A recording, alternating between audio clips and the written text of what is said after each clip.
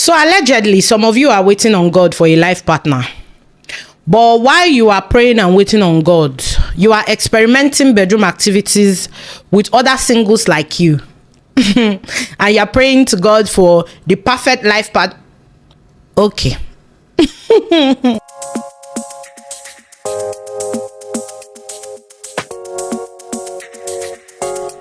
Hi guys, my name is 𝐒𝐄𝐗𝐔𝐀𝐋. So in this video today, I want to talk about sexual discipline, right?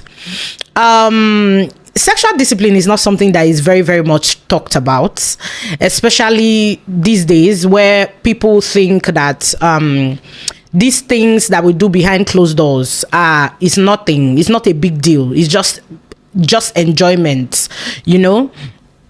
And recently I was at a salon, right? And this lady walked in and she was talking to the person who owns the place, and I overheard her saying that she was getting married in 3 months, right? And while we were talking, we were having lots of conversations about a lot of other things. You know, when you go to a salon, you sit down, somebody's talking, you know, we're having conversations about a lot of other interesting topics. And just shortly, this very tall, cute looking, handsome looking, sumptuous guy just walks in, you know. And while he walked in, this lady that said she's getting married in 3 months rushed the guy and hugged him and kissed him. And all of us were like, oh, is that the mister? Your fiancé? I'll be your fiancé. Please, English is not my language. Thank you and God bless. So, this lady was not cutting eye that, Now, so all of us got now confused. Oh. We were now confused, like, oh, what's going on here?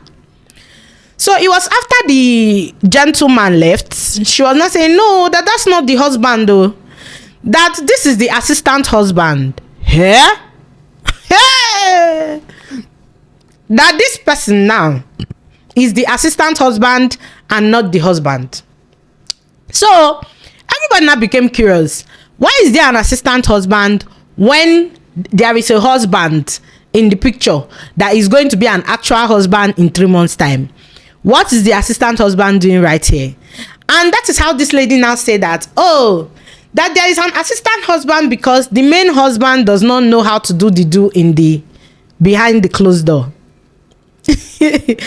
And that brings me to the point and the reason why I made this video. You see, in everything that you do in this life, in all you do, in all your practicing and everything that you do to please God, please do not, I repeat, do not think that you can manage a partner that cannot satisfy you in the other side of the house. I mean, when the doors are closed, when it is just the two of you. Do not marry somebody that cannot satisfy you there. See, let me tell you something. Especially for singles who have tried this thing before. Now, I'm not talking about those who are the virgins that have never tried it. If you have never tried it, you are safe. But if you have eaten that forbidden fruit, like you have been there before, they have taken you to cloud 9 before, you can never succeed in a marriage with somebody that cannot take you there. If you are somebody that have not experienced the cloud 9, you are safe. But if you have somebody that have been taken to that place, like you have been to the thrones of that place and you have sat down there and spread your legs wide open, trust me, marriage with a person that cannot take you there can never work. 𝐒𝐄𝐿. And let me tell you something, for especially Christian singles who are in relationships with people who, like you are in a relationship where you have told yourself that you are not going to do this thing until marriage, it is okay to talk about it. My dear brother, if you like to do this thing in the bush, one day when you are talking to your wife to be, ask her, baby, if one day I'm now driving and now say, baby, let us enter this bush and try out something, will you be angry? Have this conversation. If that sister answer is yes, you are lucky. If that sister answer is no, and you cannot you know that inside that bush, doing it in that bush is where you like it. There is nothing that can change your mind about doing it in the bush. That person is not your person. Dear sister, if you like to put your brother hand in handcuff, you like to handcuff the brother. I'm not talking about handcuff where you're going to police station. You know what I'm talking about. You like to put it in handcuff before you do it. My dear sister, ask that brother, if one day I now bring out handcuff and I say, no, I'm not arresting you on police station style, I am arresting you in this bedroom, can you agree for me to handcuff you while I do the thing? If that brother answer is yes, you are safe. If that brother answer is no, and you cannot live with it, that brother is not your person. Do not, I repeat, do not think that you can manage that thing. Marriage is not temporary. Marriage is forever. You are going to live with that person for the rest of your life. See, don't get me wrong. There are times when this thing will not matter in marriage. There are times when it's not like it won't matter. There are times when these things will not be the priority. You understand, of course.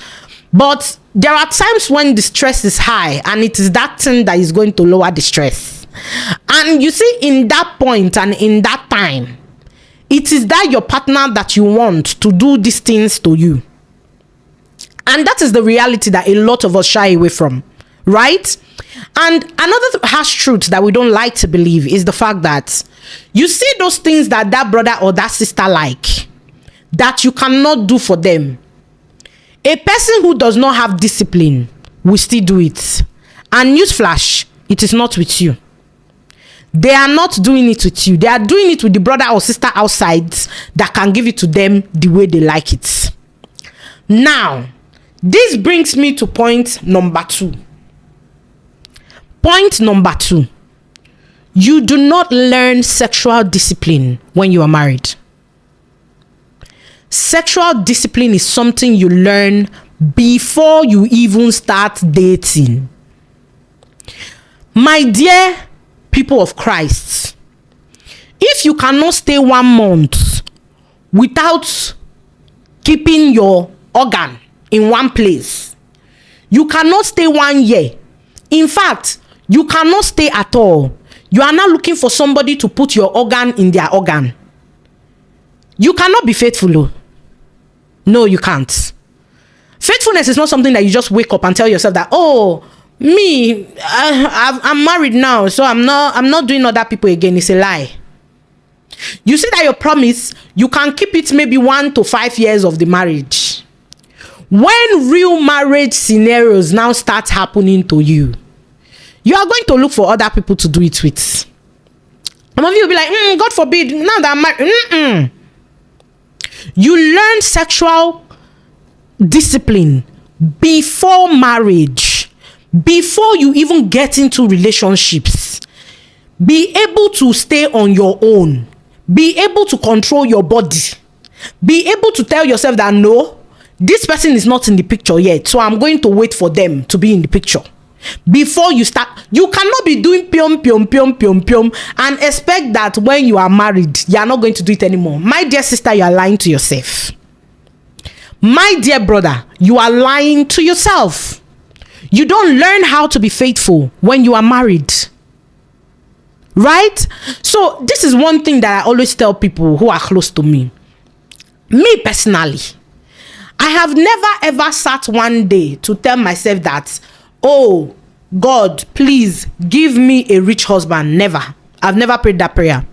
And I was talking to somebody about it recently, and they just thought, oh, that's weird. For, why wouldn't you be praying for a rich husband? My dear, I'm praying for a good man. A good man is my prayer point. A good man will make sure that I don't suffer, both emotionally, mentally, and otherwise. Right? Not saying that money is not good. Money is amazing. If you know me very well, you know I love money. That's why I cannot stay without working. That is why you see that any man that say, oh, my wife is not going to work, you are not for me. My own partner will understand that I like to work, right? So This is why your priorities should be set straight. While you are praying to God for a partner, be specific about the things you want. And while you are being specific about those things you want, be that person you want to see in your partner. You cannot be telling God to give you a good man or a man that is going to be faithful, and then you are experimenting. You are just a cheerful giver. You are just giving your organ to anybody that needs it for servicing. No, it cannot work. Number one, you cannot be with somebody you are not sexually compatible with. Number two, you do not learn sexual discipline in marriage. It is something you learn even before you start dating. Number three, be that person that you want to see in your partner. Gong gong. Right? And you another thing that actually amazed me in that situation of that girl and the whole marriage situation is the fact that this person that she's about to get married to does not even know that she's cheating. He doesn't know.